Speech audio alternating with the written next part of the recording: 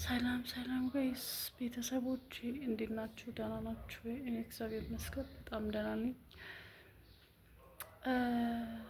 ዛሬ የሆነ ነገር ሰምቼ ትናንት ነው የሰማሁት። በእርግጥና በጣም አዘንኩኝ። ማለት እኔ እግዚአብሔር ይመስገን ማለት ያው ድሮ ነበረ በጣም የሴት ጓደኛ ማበዛው እና በጣም ነበረ ማምናቸው ምናምን፣ ግን ሁሉም ከጀርባ ወጊ ስለነበሩ ከሁሉም ጋር ነፃ ነኝ እና ሁሉም ባይባልም አንዳንድ ሰዎች ሊኖሩ ይችላሉ። ግን አብዛኛው የሴት ጓደኛ በጣም መጥፎ ሴቶች ጓደኛሞች ናቸው። እናንተ ስትበልጧቸው አይወዱም። ብቻ በጣም ከባድ ነው እና ይሄን ልላችሁ የምፈልገው በእርግጥ እንዳልኳችሁ ሁሉንም አይደለም። እግዚአብሔር የባረካቸው አንዳንድ ደግሞ ጥሩ ደግ የተባሉ ይኖራሉ እና በቀደም የሰማሁት ምንድን ነው፣ ትናንት ነፍሰ ጡር 5 ቀን የቀራት ጓደኛዋን በኬክ አድርጋ አብልታ የገደለቻትን ጓደኛ ነች ስትባል አያሳዝንም? ሁለት ሰው ነው የገደለችው። ሁለቱ ያው እናትየዋንና ህፃኑ ማለት ነው። እና ሁለት ጓደኛዎቿ ደግሞ ታመው ሆስፒታል ነው ያሉት። ማለት የዚህን ያክል የሰው ነፍስ ሲወጣ ደግሞ የሚገርማችሁ ማለት ነው ልትሞት እየተንፈራገጠች ራሱ እዛ ሆና ታበሽቃት ነበረ። እንግዲህ አስቡ፣ እያጣጣረች ለመሞት ነፍሷ አልወጣላት ብሎ፣ ግን እሷ እንዴት እንደነበረች ቁጭ ብላ የታባሽ ምናምን እያለች ማለት ነው። ኧረ በስመ አብ ጌታዊ፣ እንደው ይቅር በለን፣ እንደው ይቅር በለን። የሰው ልጅ ካልፈልጋችሁ መኖር አብራችሁ መዝለቅ ካልፈልጋችሁ ደግሞ ይቺ ተጣልተዋል አሉ። መጀመሪያ ተጣልተው ምናምን በቃ ደውላ አንቺ ነፍሰ ጡር ስለሆንሽ በቃ ይቅርታ እና መጥቼ ልጠይቅሽ ምናምን ብላት፣ ያቺ ደግሞ የዋህ የኔ ቢጤ እሺ ብላ ነይ ብላት ቤቷ መጣለው ስትላት እሺ ብላ ኬክ ይዛ መሄድ። ነፍሰ ጡሯ ደግሞ ሁለት ጓደኞቿ ጋር ትጠብቃታለች እና ኬኩን በሉ ሶስታቸው ማለት ነው። ነፍሰ ጡሯና የነፍሰ ጡሯ ጓደኞች ሁለቱ ብልት። ይችኛዋ ደካማ የኔ እናት ከነ ልጇ ሙቴት። እነዛኞቹ ያው ራሳቸውን ችሎ ስለነበረ ትንሽ አቅም ኑሯቸው ወደ ሆስፒታል ሄደው ያው አሁን ደህና ናቸው መሰለኝ። እንግዲህ ፈጣሪ ያውጣቸውና የዚህን ያክል የሰው ልጅ ፈጣሪ የፈጠረውን ፍጡር እንዴት ነፍስ እየወጣች ፊት ለፊት ማየት አይከብድም? እና ደግሞ እሷንም አሁን የደበቁ ሰዎች አሉ። እናንተ ራሱ የእውነት ነው የምላችሁ ከወንጀለኛዋ ጋር መተባበር። እናንተም ወንጀል ደግሞ ያላችሁ ሳኡዲ ነው። የሳኡዲ ሕግ ቀል አይደለም። እንኳን የሰው ነፍስ አጥፍታችሁ አይደለም በሙከራ ራሱ እንዴት እንደምትሆኑ ማንም ሰው ያውቀዋልና ሳይቀድም መቀደም የሚባለው ሳኡዲ ላይ አይሰራም።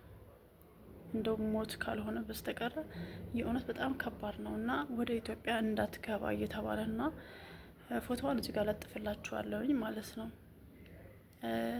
እና አንዳንዴ ደግሞ የምነግራችሁ ነገር የተጣላችሁን ጓደኛችሁን ከሄደ በኋላ ይቅርታ ተባባሉ። ይቅር ለእግዚአብሔር ነው። ግን ደግሞ እንደ ድሮ በህይወታችሁ ልክ እንደ ቦይፍሬንድ ማለት ነው በቃ አታስጠጓቸው። ምክንያቱም እናንተ ጋር የቀራቸው ነገር ይኖራል። ሲመለሱ በደናቸው አይደለም። አንዴ ከተጣላችሁ በኋላ አታቅርቧቸው።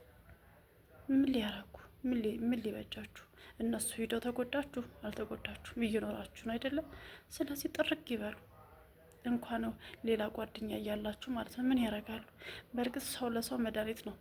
ካልሆነ ግን ደግሞ ራሳችሁን ይዛችሁ ቀጥ ብላችሁ መቆም ነው እንጂ የሄደ ጓደኛ ሲመለስ እሺ ብላችሁ ወደ ህይወታችሁ አታስገቡ። ሴት ለሴት ጓደኛ ይቅርባችሁ። ወንድ ለወንድ ይሻላል። እውነቴን ነው።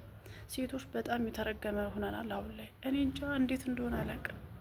እኔማ ከዱሮም ስለማይወጣልኝ ሴት ጓደኛ እንትን አልልም። ፈጣሪን ራሱ አለምንም ትቼዋለሁ።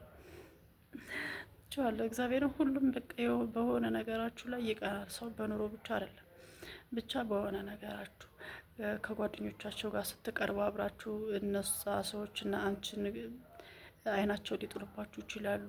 ወይ ደግሞ በአስተሳሰባችሁ ብትወርቁም እንዴት መነሳት እንዳለባችሁ፣ እንዴት መስራት እንዳለባችሁ ስታወሩ በዛን ሰዓት ቅናት ይይዛቸዋል።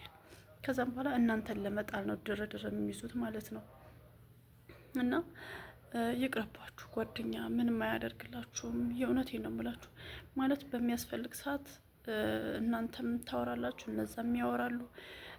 ግን ደግሞ ይህን ያህል ጥላቻ ያለባቸውን ሰዎች እንዲህ ከኋላ ከጀርባ ሆናችሁ ማየት ትችላላችሁ።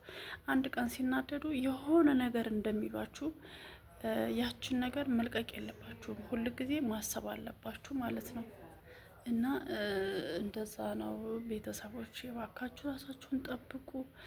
በተለይ በሰው ሀገር ሆናችሁ፣ የእውነቴን ነው፣ በሰው ሀገር ሆናችሁ ራሳችሁን ጠብቁ። የሰው ልጅ ከፍቷል። ሁሉም አንድ አይደለም። አንዳንድ ጥሩ ሰዎች አሉ፣ ከእነሱ ጋር መጓዝ ትችላላችሁ። ግን የሰውን መጥፎነት በአንዳንድ ንግግራቸው ማወቅ ትችላላችሁ፣ ምን አይነት ክፉ እንደሆኑ፣ ምን አይነት ለእናንተ አስተሳሰባቸው ክሬዚ እንደሆነ ማወቅ ትችላላችሁ። እና ራሳችሁን ጠብቁ። እውነቴን ነው የምላችሁ። አሁን ይቺ ልጅ እንግዲህ ከነ ልጇ መሞት ማለት በጣም ከባድ ነው። በጣም ግን ደግሞ የገደለቻት ገና አልተያዘችም።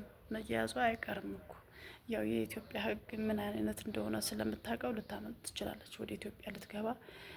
ግን ያው ለእንትኖችም እንደዚህ ተነግሯቸዋል እንዳታመልጥ ተብሎ ማለት ነው። ሪፖርት ምናምን እንዳትወጣ ተደርጓል፣ ታግዷል። እና ግን በጣም ነው የሚያስፈራው። ጊዜው በጣም ያስፈራል። አንንጃ እንዴት እንደሆነ ሰዎች እንዴት ነው የምናስበው? አስተሳሰባችን እባካችሁን እንቀይረው።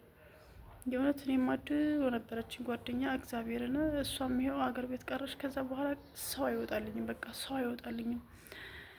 እና ማለት ከእነሱ ጋር በእርግጥ አይገናኝም አሉ፣ ሁሉም ባይሆኑ የተወሰኑ ልጆች አሉ እንደዚህ የምታወሯቸው ከልባችሁ የምታወሯቸው ምናምን። ግን ደግሞ እንደዚህ አይነት ነገር ስትሰሙ ያስፈራል በቃ እንጂ።